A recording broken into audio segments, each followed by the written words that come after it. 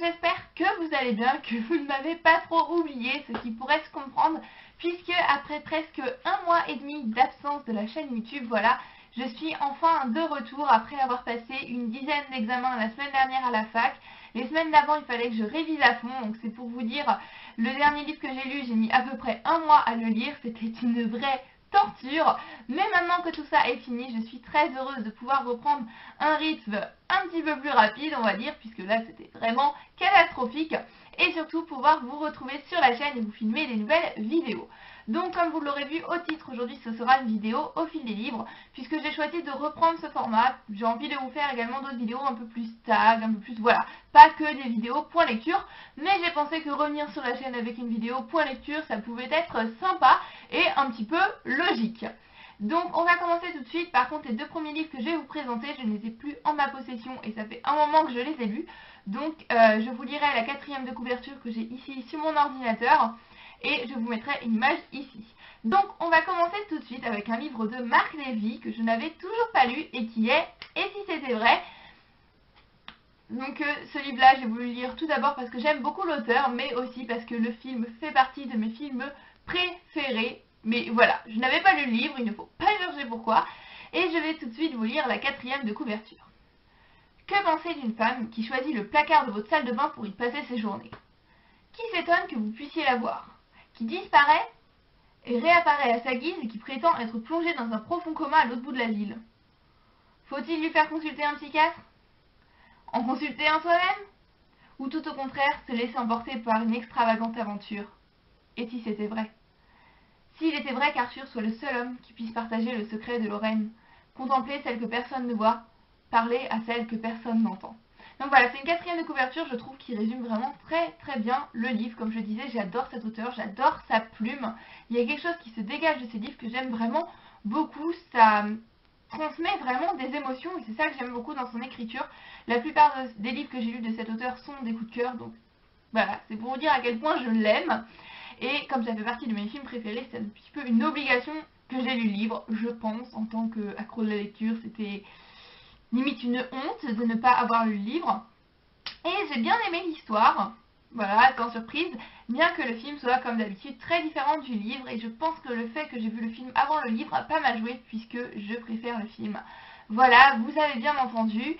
C'est un très beau livre tout de même, il y a une très belle histoire, il y a de l'amour, de la réflexion, des leçons comme toujours dans les romans de Marc Lévy, ça j'ai vraiment beaucoup aimé.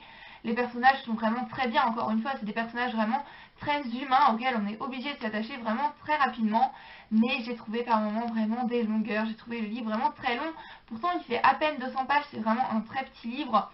Mais voilà, par moments c'était vraiment trop long, peut-être parce que je savais ce qui allait se passer ensuite, vu que j'avais vu le film, mais voilà, c'était trop long et par moments je m'ennuyais, ce que je trouvais un petit peu dommage. Je pense que c'est le gros point négatif que j'aurais à dire sur ce livre. Malgré tout, je pense lire la suite qui est sous le titre Vous revoir, toujours de Marc Lévy. Mais je pense que si vous voulez lire un Marc Lévy, ne commencez pas avec celui-là qui n'est certainement pas le meilleur livre de l'auteur. Donc j'ai relevé quelques citations, je vais vous en donner une en cadeau. C'est lorsque l'on donne du peu que l'on a, que l'on donne vraiment. De Arthur dans Et si c'était vrai. Donc voilà pour ce livre qui est dans l'ensemble une petite déception.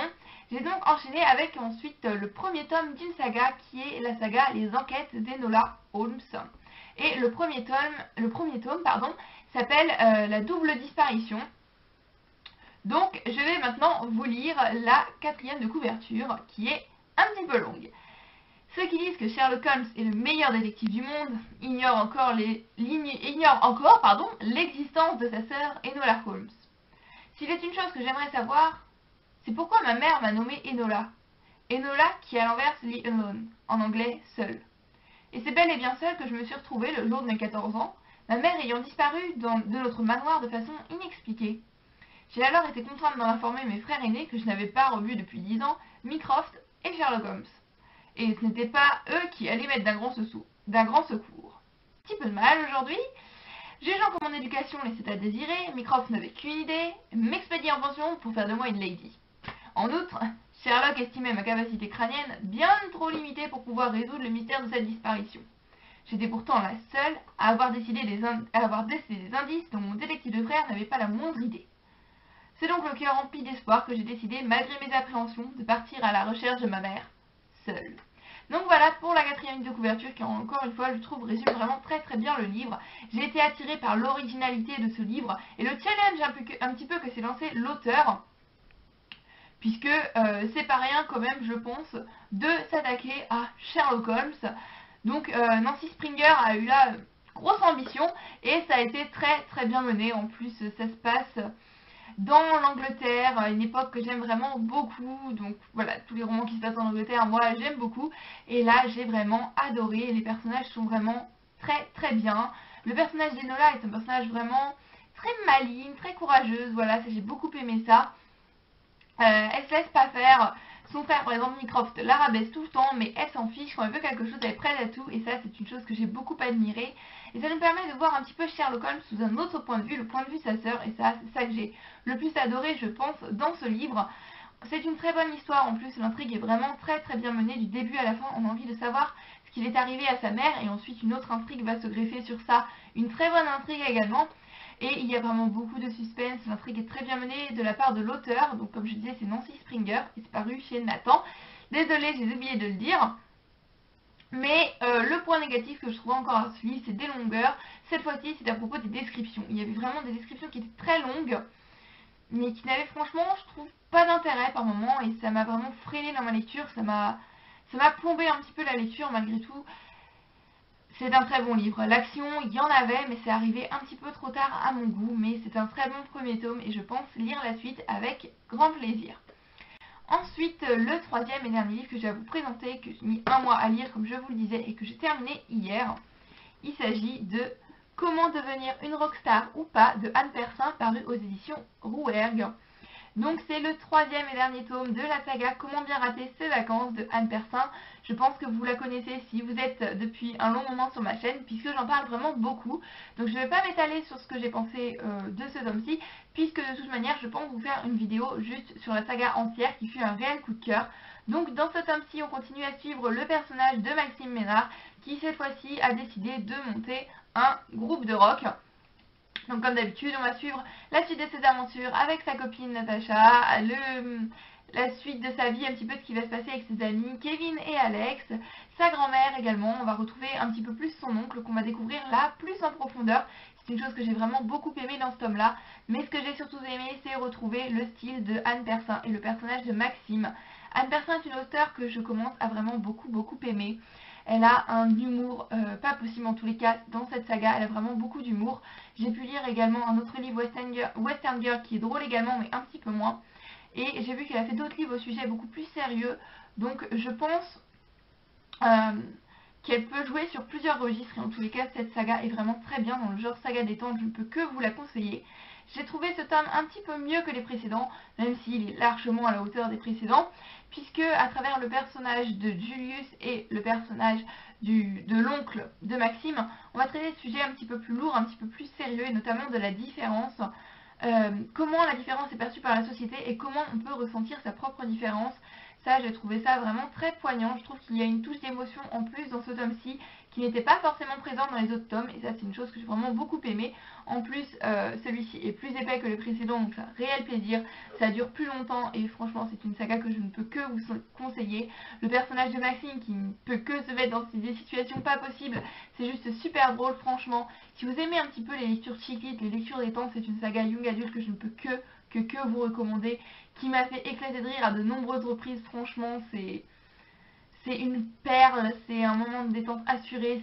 Voilà, je pense que tout le monde devrait lire cette saga. Je ne sais pas quoi en dire, parce que j'ai l'impression que tout ce que je dirai sur cette saga ne sera pas à la hauteur de ce que j'en ai pensé. Si vous voulez mon avis plus complet, je vous invite à aller voir la chronique écrite que j'en ai fait sur la page Facebook de la chaîne. Puisque là, je ne sais pas vraiment quoi vous dire d'autre, à part de lire ce livre, qui est vraiment top. Il se passe des événements surprenant comme d'habitude, drôle, abracadabrant, et c'est ça qui rend cette saga, je pense, aussi géniale. Et Anne Persin est vraiment une auteure qu'il faut découvrir. Donc je vais vous lire également, là je pense, une citation. Donc là c'est une citation de la grand-mère de Maxime qui lui dit « Tu sais, la principale caractéristique de l'amour, c'est que c'est un sentiment très compliqué. Je ne connais pas d'amour simple. Ou alors, ce n'est pas de l'amour. » Voilà, ça c'est une citation qui m'a beaucoup touchée, que j'ai trouvée vraiment très belle et très vraie également. puisque c'est vrai que l'amour c'est pas toujours simple. Et voilà, une saga à lire. Je vous en parlerai plus dans ma vidéo consacrée à cette saga. Voilà, j'en ai fini pour mes 3 dernières lectures passées et j'ai choisi maintenant dans les vidéos au fil des livres de vous présenter ma lecture en cours. Donc là, hier j'ai commencé un livre, j'en ai pas lu beaucoup, j'en ai lu seulement 32 pages, mais pour le moment j'adore. Il s'agit de La pire mission de ma vie de Robin Manway, paru chez Nathan. Donc un livre dont j'ai beaucoup entendu parler pendant un moment de temps. Il y a le tome 2 qui est sorti en juillet 2014, qui est également présent dans ma bibliothèque. Donc je pense aller l'emprunter puisque, voilà, pour l'instant j'aime beaucoup. Vous voyez, je ne suis qu'au début, mais j'ai hâte de connaître la suite. Donc là, on va suivre le personnage de Maggie Silver. En réalité, son prénom, c'est Margaret, qui est la fille de 2 espions. Mais des espions un petit peu spéciaux. Ils travaillent pour un groupe qui s'appelle je ne sais plus comment. Mais en fait, c'est un groupe qui espionne, qui détourne des fonds, enfin qui va récupérer l'argent, mais en fait pour faire des bonnes actions. Par exemple, là, elle s'est incrustée au tout début dans le bureau d'un PDG qui a détourné beaucoup d'argent, qui fait du trafic d'êtres humains, et ils vont aller en quelque sorte rendre la monnaie de sa pièce à ce PDG. Donc chacun a sa spécialité, ses parents, sa mère est un hacker, son père je ne sais plus trop, et elle est spécialisée dans la destruction de cadenas. En fait, elle va piquer dans les coffres forts. Et là, il me semble qu'elle va avoir une mission, c'est d'aller dans un lycée, s'infiltrer, mais elle va tomber amoureuse de sa cible. Donc pour l'instant, je n'en suis pas rendue encore là, je ne sais pas trop quoi vous en dire, mais les 32 pages que j'ai lues, c'était vraiment super, et j'ai hâte de vous en parler plus dans mon prochain point lecture. La prochaine vidéo, je pense que ce sera un tag, un winter tag, ou le tag Share the Love, je ne sais pas encore. En attendant, je vous fais à tous plein de bisous, et je vous dis à très bientôt, beaucoup plus bientôt que la précédente fois, dans une prochaine vidéo. Je vous fais à tous plein de bisous. Bye bye.